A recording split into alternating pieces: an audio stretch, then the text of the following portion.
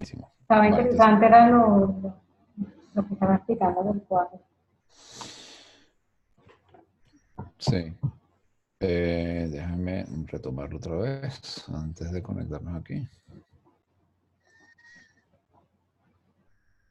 Show all windows.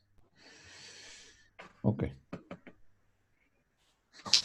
Eh, bueno, lo que les mostraba aquí en esta lámina, justamente lo que tiene que ver es con cómo desarrollar esa acción. Esta estructura es excelente. Aquí estamos hablando que en este caso estamos viendo que tenemos el progreso físico, lo podemos poner igual aquí, y una estructura igualita de líneas donde tienes todo lo que es con la parte presupuestaria, ¿ok? De la ejecución del presupuesto. Entonces tú tendrías, lo contemplas, en este caso está desarrollado por semanas porque tiene un proyecto de muy poco tiempo, pero tú puedes establecer las pautas mensuales o como las quieres establecer de ese desarrollo. Y estableces la línea base de esos costos. ¿Cómo desarrollamos esa línea base? Muchas veces no tenemos ni idea de cómo vamos a ejecutarla. Mira, hay una técnica que, como digo yo, la técnica del dedo gordo, a veces se aplica, donde, bueno, tú lo que sacas o tratas de establecer es, esto es en planificación regional, ¿ok? Eso no tiene nada que ver con procesos iterativos adaptativos o ágiles. En el esquema tradicional, en este seguimiento semanal de acciones, tú pudieras, lo puedes establecer, por ejemplo, aquí ves una progresión, donde estamos hablando que en la primera semana, como estás con iniciación, el avance en producto, de ese avance físico estás en este nivel, después en la segunda en 20, 35, 45, 55. Tratas de hacer una progresión más o menos donde tú sientas que cumples el desarrollo de esas acciones en el tiempo previsto, basado o considerando la, el banco de holgura planificado. ¿Ok? El proyecto va a culminar en la fecha que se dice que va a culminar o que acordaron que va a culminar, por decir algo, el 31 de septiembre, bueno, esa es la fecha. Pero tu banco de holgura te dice que tú posiblemente tengas 15 días antes donde culminas o terminarías. Ese es el banco de holgura. Bueno, juegas en esa progresión tomando en cuenta esa finalización sin el banco de holgura. Fíjate que aquí, por ejemplo, a partir de la semana 8, uno sigue proyecteando 100, 100, 100, 100, 100 en ese plan. Pero estos serían el banco de holgura que estaba previsto para ese proyecto. ¿Ok? ¿Lo ven? Porque este es el plan. Sí. ¿Ok?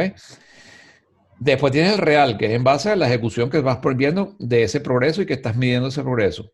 Y tienes un revisado. Es decir, el plan y el revisado, cuando iniciamos, es el mismo. Pero el revisado puede ajustarse. Es decir, a lo mejor este 100 que yo estaba pensando en la semana 8, lo vengo alcanzando en la semana 10. ¿Ok? Y lo que significa que me estoy comiendo parte de mi banco de holgura. ¿Se acuerdan del término de banco de holgura? Ok. Y van haciendo después esa progresión de este alcance. Esto lo convierten a un gráfico en línea y van viendo cómo se va generando. Cada línea la pueden poner en un color y saben cómo se está ejecutando el lado planificado contra lo real y contra lo revisado. ¿Ok? Para al final ir sacando, estos sacan promedio. Estos cálculos que están aquí simplemente dan la diferencia y después aquí tienes la diferencia contra el real y esto lo van ajustando, como esto es un avance de progreso en base a 100%, simplemente con la diferencia, sabes en qué momento te encuentras en la ejecución del proyecto, si estás en el 65, 75. Lo interesante, lo más importante de aquí es establecer, sobre todo en el seguimiento de las actividades, la convención. Esta información la pueden tomar del project. El project también le puedes, si trabajan con ese producto de Microsoft Project, ¿ok? Puedes sacarle este producto, este reporte que estamos viendo aquí, él contempla informes de ese tipo. Si está cargado dentro de ese producto, la estimación presupuestaria, el plan de ejecución presupuestaria y digamos que se están jugando esas dos acciones dentro del proyecto. Si no lo están, si ustedes utilizan el project para hacer seguimiento de las actividades y progreso de las actividades y no la ejecución financiera o presupuestaria del proyecto, entonces utilizan este instrumento para hacerlo, porque también pasa.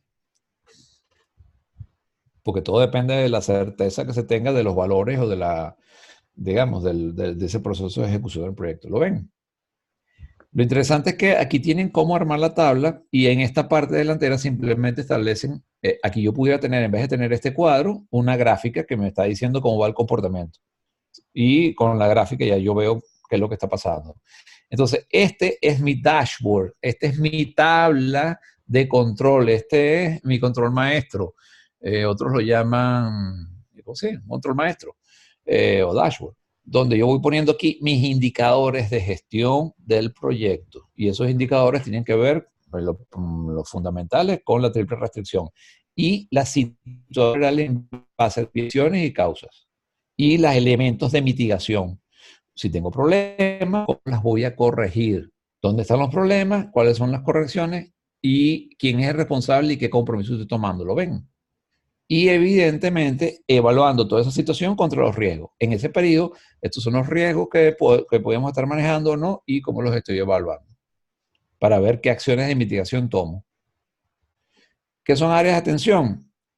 Aparte de las acciones que ya están previstas para la resolución de los problemas y de sus elementos de corrección o de mitigación, para retomar el cauce al plan, digamos, a lo previsto en la planificación o a los objetivos del plan, también tengo áreas de atención. Todas aquellas otras cosas que tengo que hacer, ya sea del plan de comunicaciones, el plan de seguimiento, de reuniones con la parte interesada, otras cosas que tengan que hacer que me ayuden a mitigar esos riesgos y darle continuidad al plan. ¿Lo ven? ¿Lo visualizan? ¿Alguna pregunta? ¿Alguna inquietud? No. Digan algo porque de verdad que los veo muy, muy callados el día de hoy.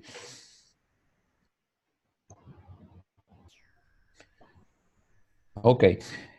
En muy pocos, hay muy pocos manuales o, digamos, documentación que hable o que se dedique a explicar un poquito esta parte del plan de administrativo del proyecto.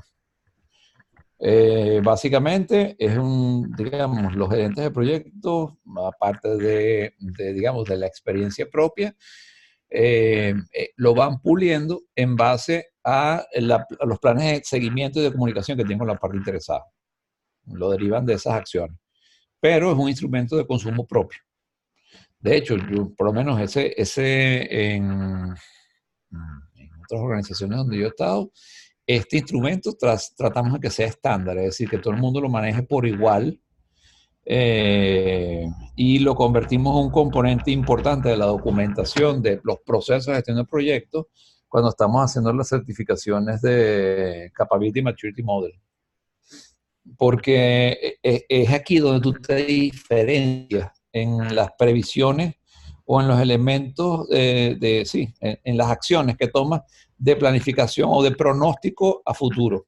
Y entonces, pues nada, te enriquece muchísimo porque te creas como pequeñas tablitas de verdad que vas a tener que tomar en cuenta dependiendo del tipo de cliente que contactas y cuando lo comienzas a hacer revisiones de requerimientos y para poder sensibilizarte cuáles son tu espacio de acción para el manejo de cambios de alcance si fuera necesario. ¿Alguna pregunta, señores, señoras? ¿Todo claro?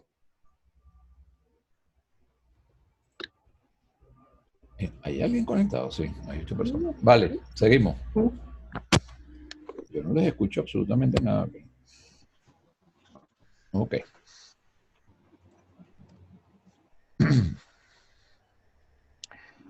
Ok. Entramos ya en la planificación del proyecto. Entonces, tengo estos puntos aquí interesantes porque ¿cuántos de ustedes consideran o han estado en proyectos donde tanto la parte interesada como las personas que van a trabajar con ustedes en el desarrollo de las actividades sienten que la planificación es algo innecesario, que lo que hace es retrasar? Yo lo que quiero es comenzar a tirar código porque quiero rápidamente sacar un producto y ya que me vean cómo genero ese portal o cómo genero esa página web. No quiero perder tiempo en que me muestres nada que de planificación ni de acciones. De paso te tengo y paso te pago a ti que eres gerente de proyecto, encárgate tú de eso.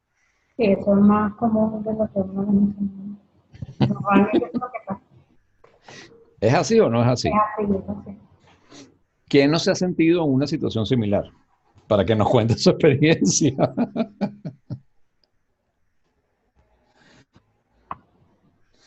Sí, eso es más común de lo que uno... Y el problema entonces allí es que uno es la gente del proyecto, pero aquí es cuando decimos que los caballos van por delante de la carreta. Perdón, los caballos van por detrás de la carreta. Entonces, la gente va por su lado, quiero lanzar código, tienes a una cantidad de gente que quiere comenzar a ser proactiva, no, porque tengo unas ideas y tal. Y entonces, decimos que tenemos un equipo y lo que tenemos es una partida de locos corriendo para todos lados que no sabemos qué quieren hacer. Y comienzan a hacerse asociaciones inmediatas, es decir, aquel que responda a la necesidad de criticidad que manifiesta la parte interesada en ese momento, Claro. entonces es el que crea mayor vínculo y el que tiene mejor llegada a esa persona o a ese cliente. Entonces resulta que la parte interesada ya no habla contigo, sino habla directamente con los analistas. Y le comienza a dar ideas y de lo que vio y que no vio, y entonces cualquier cosa me avisa y me llama. ¿No les ha pasado? Sí. ¿Y qué pasa en ese tipo de situaciones, en esas relaciones?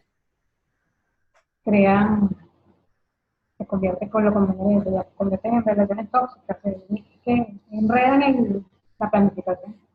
Bueno, en tóxicas no sé, pero hay un empoderamiento de la parte interesada no al analista, yo no le quito, yo no le quiero ni le aminoro que existan esas relaciones ni esa importancia de esa relación. Pero desde el punto de vista de control, ¿qué está pasando?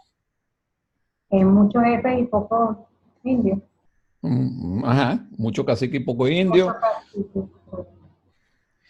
Nos queda claro el objetivo, alcance en ese momento y bajo esas situaciones, lo que tenemos que hacer nos queda perfectamente claro y delimitado y digamos, vamos a trabajar en base a esos alcances o vamos a trabajar por la energía que estamos sintiendo y con la empatía, o digamos, no empatía, aquí no es empatía, aquí es el rapport. Ese rapport que pudiera estarse presentando entre el analista y la parte interesada. Y nosotros involucrados en el medio. O sea, la pregunta es, ¿tenemos una situación de caos o tenemos una situación, o vamos a hablar de entropía? ¿Tenemos una entropía positiva o negativa en ese momento?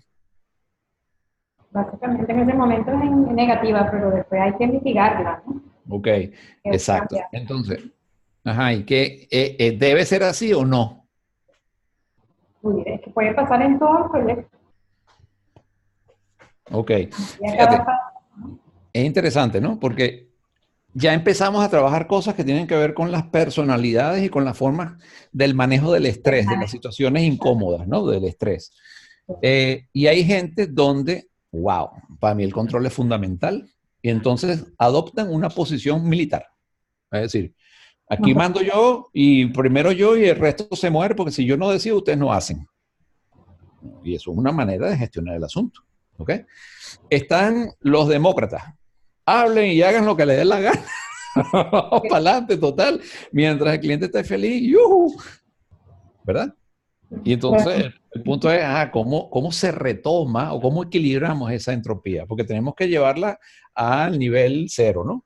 Es decir, está bien que se conozcan, que haya comunicación, que puedan hablar, es fundamental, que ellos vean, o sea, se sientan, primero que tu equipo se sienta que es parte importante de lo que está desarrollando y del impacto que genera, que hay llegada, pero cuando hay llegada, en el sentido de que hay llegada, de que estás visto y te están reconociendo, ¿ok?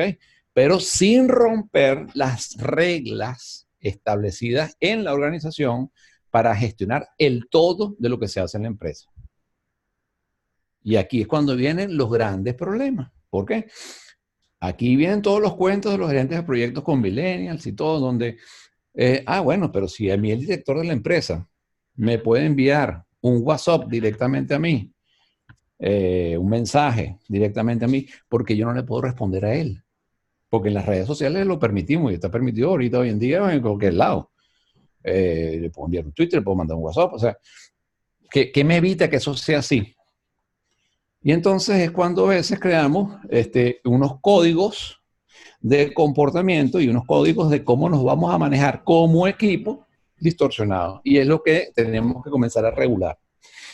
Y les comento todo esto porque, fíjate, Erika en el proyecto, que es en la parte del recuadro azul que estamos viendo en la presentación, dentro de estas acciones, lo importantísimo es que recuerden que todo lo que dice el PMBOK es una guía. Y la planificación es justamente comenzar a establecer los elementos que van a guiar la ejecución del proyecto.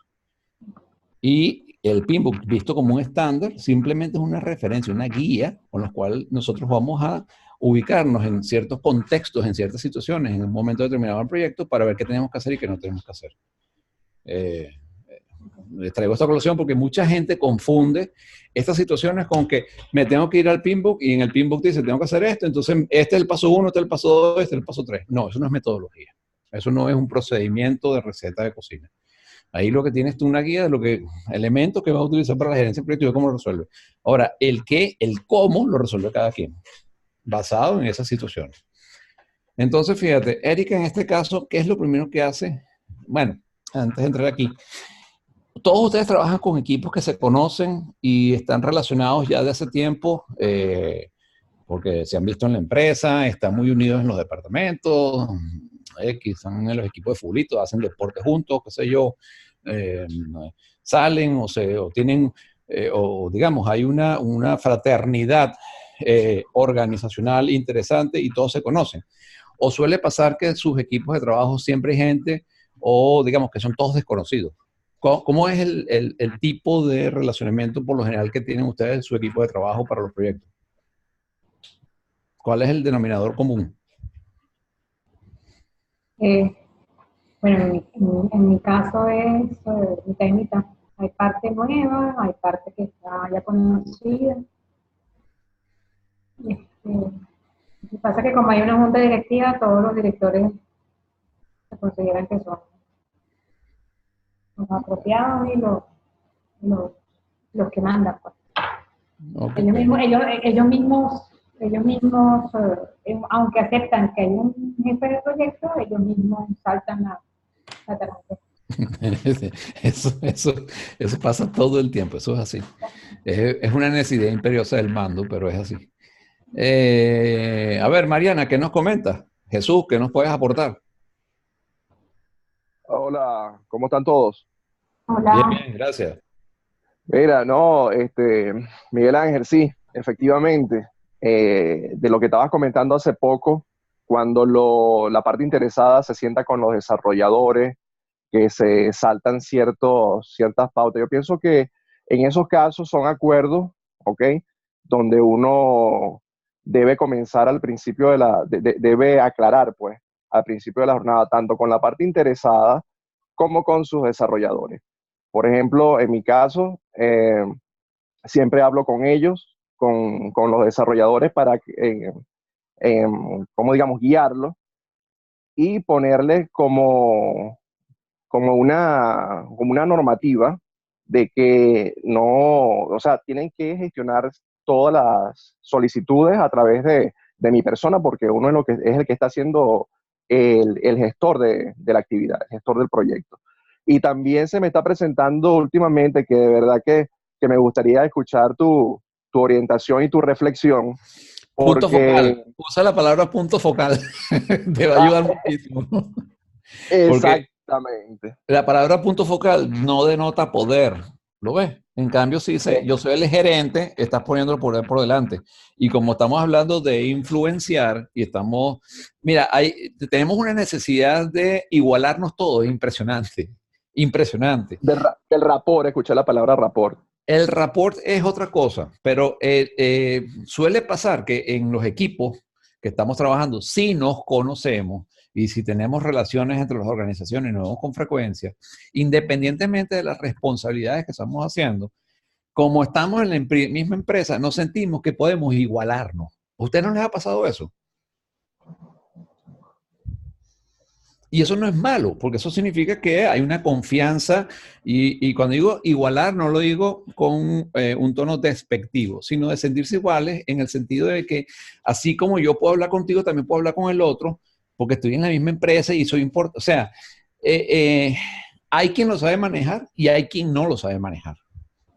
Y cuando no lo sabe manejar, comete imprudencia o comete que, digamos, a mí me ha pasado que he tenido personas o equipo técnico que habla en un café, se saludan, se vieron, cuidado, a lo mejor se conocieron, se vieron en la playa, qué sé yo, y se ponen a hablar y toman el tema del proyecto y después me llaman a capítulo que cómo es posible que este fulanito esté diciendo estas cosas y me lo esté diciendo a mí de esta manera. Me ha pasado. Y entonces, wow, y tú totalmente desviado de dónde estoy yo ubicado y por qué pasó esto, qué situación es esta.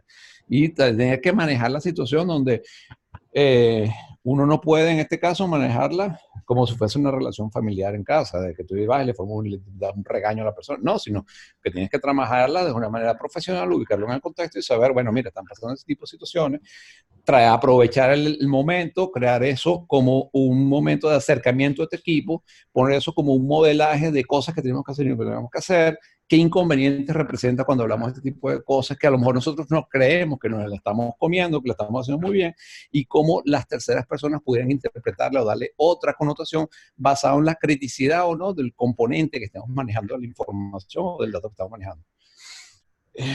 Ajá, experiencias de eso, ¿qué comentan ustedes? ¿Les ha pasado? ¿Han tenido esas vivencias? Sí. Cuéntame, Jesús. Bueno, sí, como te venía comentando, sí se me ha presentado ese tipo de eventualidades y bueno, la verdad que hemos tenido que tomar cartas en el asunto. Me reúno después en privado con los analistas y después me reúno también con la parte interesada para centrarlo, pues. Porque ¿qué pasa? Que es como usted indica, que ellos se pueden ver en cualquier parte, pero retoman el punto de un proyecto, entonces van a entablar una conversación donde se van a ir más allá, se pueden ir más allá de los puntos que se van desarrollando y uno puede perder hasta el control de entre ellos mismos. ¿Ves? Y también me ha pasado donde la parte interesada entra a una reunión que de verdad que eso me está pasando actualmente y me tiene bastante desconcertado. Tengo que reunirme con la parte interesada, donde ellas salen de una reunión haciendo sus planificaciones y planificando solicitudes de proyectos o solicitudes simples, y entonces salen de la reunión y se me van para la oficina directo, corriendo, y me dicen, mira, tenemos esta solicitud y la necesitamos para ayer, pero es que yo necesito un fichero, necesito que eso entre dentro de un portafolio de solicitudes, o sea, necesito tantas cosas para yo comenzar a planificar, donde ellos no están conscientes, y es un área del sistema del cliente. Entonces, eso es una situación bastante incómoda, pero nada, se presenta en la vida real, pues sucede y está sucediendo. Y es algo sobre lo cual hay que buscar el control de esa situación como tal. Sí, y eso es más común que lo que uno menos se imagina. Eso es súper común. O sea, eso nos pasa en todos los proyectos todo el tiempo. Correcto, de verdad. Cuando eso ocurre, tiene el punto que te digo, Jesús, es que siempre, todo lo que esté ocurriendo allí, no lo veas bajo un contexto negativo. Personal. No, y personal, evidentemente, sino darle una connotación positiva, porque eso te va a ayudar, primero que nada, emocionalmente te va a ayudar muchísimo. Te explico. ¿Qué está pasando? Y te sientes, lo que tú sientes ahorita es que te vino un tsunami, tienes una ola muy alta que tienes que ver cómo la surfeas, ¿verdad? Hay que hacer un trabajo que es agotador, pero por eso te digo, eso es parte del... ¿Se acuerdan lo que comenzamos hablando en los primeros 45 minutos que ya terminaron? Y todavía está ya cercanos a... que era del plan de la administración de nuestro plan de acción. Correcto. Entonces, esto tiene que comenzar a alimentar ese plan de acción, porque fíjate, ¿qué va a pasar? Evidentemente te vas a poner la batola vamos a llamarlo de santo, pues, o de, ¿cómo se llama? Te vas a poner una batola religiosa de cualquier religión y vas a salir a evangelizar la religión que sea, pero vas a evangelizar ¿qué? Le vas a decir, oye, muy bien, qué bueno, no sé qué, pero recuérdense que tenemos que seguir este procedimiento, así es el protocolo como nosotros nos gestionamos para poderles mantener el nivel de calidad que ustedes están. Suena trillado, suena fastidioso, pero es una manera de comenzar a bajar esa energía de ese tsunami, para comenzar a dispersar esa ola, porque muchas veces esos requerimientos o esas inquietudes con ese nivel de energía se desvanecen con nada. No hay que hacer absolutamente nada. Posiblemente esa energía de esa inquietud, cuando la analizas y la revisas, cuando ellos se dan el chance de establecer una pausa, una pauta, tú buscar, evidentemente, del lado tuyo, a nivel con el resto de la organización, una de las cosas que hay que comenzar a mover, que sí, tenemos que comenzar a hacer es, wow, O sea, como yo comienzo, o sea, estoy gestionando esto y resulta que todo me llega y se me canaliza a mí, porque es mi punto focal, pero yo tengo que comenzar a despachar acciones, porque yo necesito comenzar a contener las fuerzas para poder comenzar a ser claro en la consecución de los objetivos que estamos viendo. ¿Por qué? Porque posiblemente puedas llegar a perder el control del alcance de los productos que estás estimando. Mientras que el cliente cree que porque ya tú, eso también me pasó y me ha pasado en proyectos, por fin el cliente fue escuchado después de 5 años de una necesidad que quería resolver y aprovechó la necesidad para hacer 7 proyectos simultáneos. ¿Lo vieron? Y eso pasa, porque es que me escucharon y ahora me están dando recursos, entonces necesito que me hagas todo. Ese no es mi problema, este es tu problema. Porque ellos son los receptores de tus productos, no la parte interesada que maneja el presupuesto y que tiene que velar porque eso que estás generando sea en base al alcance que tú tienes previsto.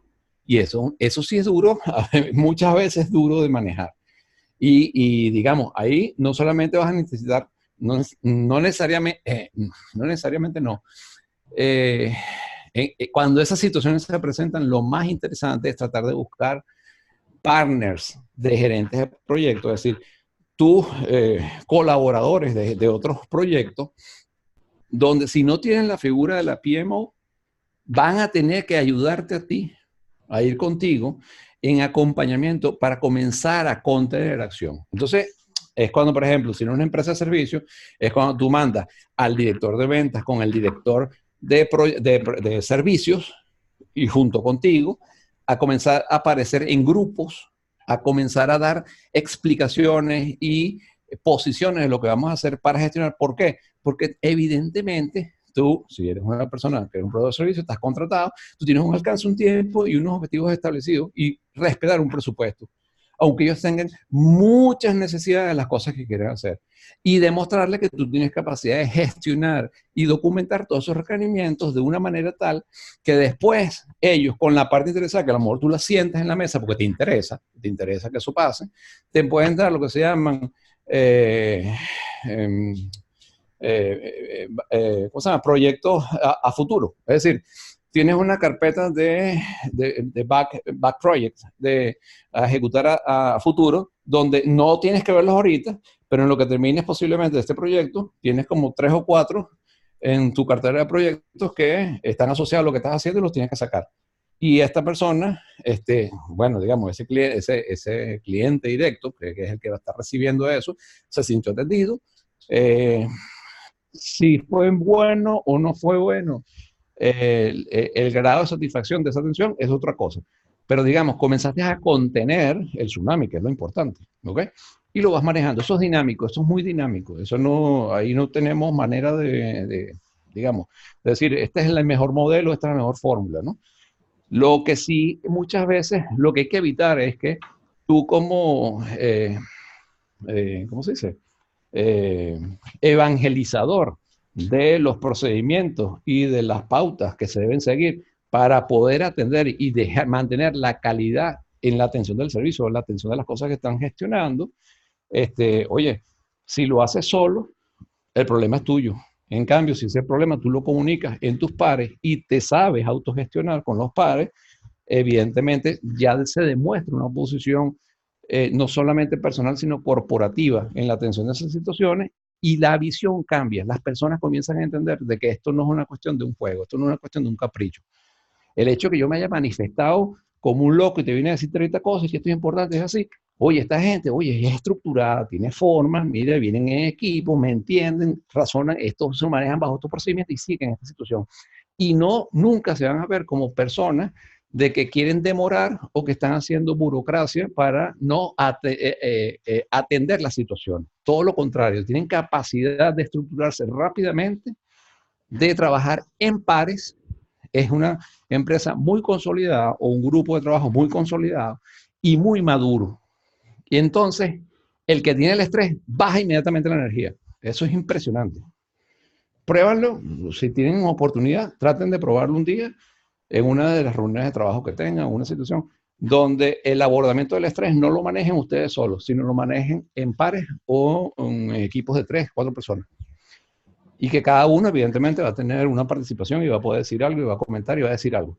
Para que vean cómo inmediatamente la contraparte lo único que siente es, esta gente tiene estructura y me está escuchando. Y baja la energía por completo. Y posiblemente hasta se disipe el requerimiento, mejor dicho, se disipe la criticidad que se le estaba dando a un tema en particular. ¿Lo has probado?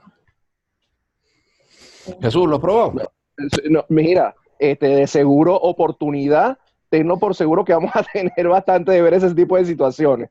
Pero sí, efectivamente, yo he buscado la manera también de mitigar eso, de alguna forma, pues, teniendo bien informado al cliente sobre su solicitud, cómo va, los entregables, para que él no se vea en la necesidad de dirigirse directamente a un analista para ver los detalles de los avances, ¿ok? O de los resultados. A eso que me refiero, ¿eh? Pero sí, por lo que estoy viendo, sí, es cuestión de que ellos vean el cuerpo del equipo, cómo estamos conformados, de que estamos bien estructurados y que se le mantenga siempre bien informado de la gestión de su proyecto. Yo veo que eso también... Muestra que tienes capacidad, o sea, hay más gente que te ayuda. Eso es lo fundamental. Ustedes no han visto los casos, lo ven en las noticias, lo pueden ver en las películas, los ven en los, qué sé yo, estos de la vida real, estos hechos de la vida real que suelen tratar, sobre todo en los casos legales, cuando la cosa se pone compleja, tú ves a un abogado o ves a un staff de abogados trabajando en la consecución de un objetivo allí que sería o la liberación de otra cuestión o la resolución de algo. Exacto, sí, tiene su equipo, correcto. Es que la sensación de equipo, o sea, la percepción que recibe la persona al ver el equipo, depende. Si son equipos confrontados todavía, ahí hay una situación de mayor fuerza. Es más, es como si fuese la jaca en el juego del rugby, ¿no? Que se ponen los dos equipos y uno se le dice al otro y hacen la jaca inicial, donde demuestran su posición, su poderío. Es un lenguaje, evidentemente, de comunicación, pero no verbal. Y el inconsciente o el consciente de las personas lo interpreta, oye, rapidísimo, porque lo primero que ven es que, oye, o sea, primero no trabaja solo, que esa es la peor situación para la credibilidad de un gerente de proyecto. Verse que es el superhéroe y ya yo les dije el día 1, no existen gerentes, o sea, quieren ser héroes, pues llamen a Marvel y traten de ver si les contratan por un trabajito allí. Pero del resto, olvídense. ¿Ok? Entonces, no existen los superhéroes en gerencia de proyectos. Pero si yo sé comunicar, evidentemente vas a ser un superhéroe, ya lo verás, cuando tú tienes las habilidades de poder comunicar, conformar equipo, disipar la presión entre varios, dar una ¿cómo se dice? Una visión consolidada, de bloque. Yo le digo corporativo a esto, porque al final lo que está denotando es que detrás de ti hay un respaldo. Esa es la esencia fundamental. Detrás de ti, como gerente de proyectos, hay un respaldo, hay una empresa que te respalda. Y esa empresa es, digamos, un grupo de personas con capacidades y con mil cosas más. Y que eso se suele decir como eslogan en muchas campañas publicitarias, pero cuando tú lo ves en la realidad, porque te está apareciendo, véanlo, no sé, o sea, quienes conocen cómo es o tienen interacción con IBM, por ejemplo, o con HP, en sus ofertas, en sus posiciones gerenciales. Cuando tú estás manejando una situación de negociación o un requerimiento particular, no te aparece un vendedor de IBM solo. Siempre van de a pares, o cuando te van a hacer alguna presentación, siempre van en unos grupos, y cada uno con un nivel de experticia que tú quedas, wow, aquí, el más pendejo aquí, o mejor dicho, disculpen la mala palabra, el más tonto aquí. No, tranquilo. Pues vaya, se las trae, pues tiene un doctorado, ¿no? Y es la situación que hay que ver, no poniendo por delante el nivel de doctorado, ¿no? Pero, digamos, cómo confrontar las situaciones, que es lo más importante. Entonces, volviendo y retomando el tema a lo que tenemos en la presentación. Quedan 4 minutos. Perdón, dígame. Que quedan 4 minutos para que se caiga la conexión. No, gracias. Perfecto, sí, ya lo vi. De todas maneras, si se cae, continuamos. Estábamos todavía en nuestra ventana de 2 horas. Ok. Lo interesante aquí es que Erika toma como iniciativa, déjame minimizar esta pantalla, lo que aparece en la lámina como contrato de trabajo. ¿Quiénes de ustedes? Jesús nos dijo algo muy importante, que es que no mezclemos, comenzando el proyecto, tratemos de evitar mezclar los dos grupos, la parte interesada con los técnicos, ¿ok? Momentos donde vamos a poder establecer dinámicas importantísimas. Ustedes tienen que ser todos programados, todo estructurado, todo planificado o previsto para que ustedes establezcan esas dinámicas, y esas dinámicas que pueden ser kickoff, pueden ser reuniones, lo que sea, esas dinámicas generen los objetivos que tienen previstos y tienen que estudiarlas previo para ver cómo las van a hacer, porque tienen que saber y anticipar que todas estas jugadas que hemos estado conversando ahorita ocurren y van a pasar. Y entonces, ¿cómo las vamos a mitigar? ¿Cómo las vamos a manejar? ¿Ok? Y cuando tú lo haces y eres consciente de lo que va a pasar, evidentemente el riesgo se minimiza, muchísimo, porque ya vas preparado. Entonces ni te molesta ni te altera, más bien te permite establecer estrategia, acercamiento. Vamos a tomar esto como una segunda actividad, tomas todo el control, ahí es cuando tú haces el rapport. A ver, Jesús, tenías una palabra con lo de rapport. ¿Cuál era tu inquietud con lo de rapport? Disculpa, se me había olvidado que tenías esa inquietud por delante. No, con respecto a lo de rapport, es cuando, bueno, tengo entendido que cuando uno trata uno evalúa el comportamiento de la otra persona y de alguna manera trata de llegar, de igualarse, pues, para congeniar, para llegar a una persuasión. Eso es lo que yo entiendo quizás como el comportamiento de rapport, pero también yo veo, Miguel, que así como gestor y en una de las clases que estuve viendo, nos toca gestionar un proyecto, pero también nos toca gestionar esa parte personal, porque como gestores necesitamos ser también como negociadores, pues, entre el cliente, con los analistas, y entonces hay que buscar la armonía y buscar la parte de integración entre ambos bandos, por decirlo así, pues. Es así, es correcto. Sí, o sea, y además tienes que darle la connotación que somos latinos.